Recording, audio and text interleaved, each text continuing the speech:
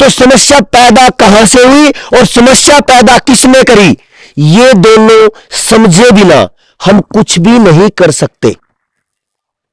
क्या मेरी बात से सहमत है? देखो, बोलना ऐसे कि पता चले मुझे कि आपको सुना है, होता है कि नहीं? आचार्य जी पढ़ाते हो, लगता है कि जब तक रिस्पॉन्स नहीं आएगा तब तक पता लगेगा तेरे को समझ ही नहीं आया। ठीक है रहेंगे मैं? पक्का? ठीक है।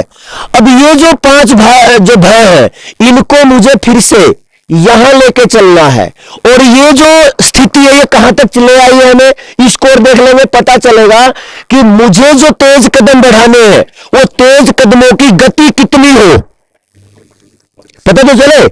अब मेरे पास समय 4 घंटे का है और मुझे केवल 50 किलोमीटर जाना है, तो मैं कैसे जाऊंगा? मस्ती में 20-15 की स्पीड चाहिए, सारी 12 की स्पीड, 12 चौक 12.5 की स्पीड चाहिए किलोमीटर, 1 घंटे में 12.5 किलोमीटर। और अगर मेरे पास आधा ही घंटा और 50 किलोमीटर जाना है तो 100 की स्पीड से जाना पड़ेगा।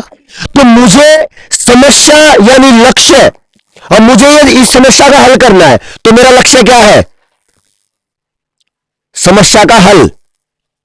तो ये मेरा लक्ष्य है। इस लक्ष्य को समझ के ही मैं पता कर सकता हूं कि मेरी गति कितनी है, मेरे पास समय कितना है, मेरी परिस्थितियां कितनी है, मेरे पास साइकिल है कि मेरे पास ऑडी है, मेरे पास बुलेट है, और दूरी कितनी है, कौन सी स्थिति में मैं कैसे काम करूंगा, ये कब समझ आएगा? जब आप इसको समझ जाओगे। अब ये जो सारा का सारा हुआ है, इस पे हमारे बहुत सारे धुरंधर काम कर रहे हैं, लेकिन एक समस्या आ रही है कि ये जो संस्कृति की हालत है, ये दिन प्रतिदिन जो भारत है ये और पतन की तरफ है। तो इतने सारे लोगों के इतने सारे प्रयास, इतने सारे समय, ऊर्जा खर्च करने के बाद भी हमारी ये समस्या खत्म क्यों नहीं हो रही? ये एक बड़ा सवाल है। अब इसका परिणाम क्या आया है?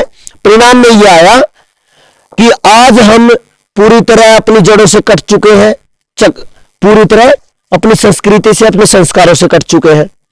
जब शिक्षा की बात आएगी और वस्त्र की बात आएगी, इन दोनों को अगर देखा जाए तो यहां एक पॉइंट आता है जिसको बोलते हैं कृषि। कृषि में वस्त्र कहां से आएगा? अपने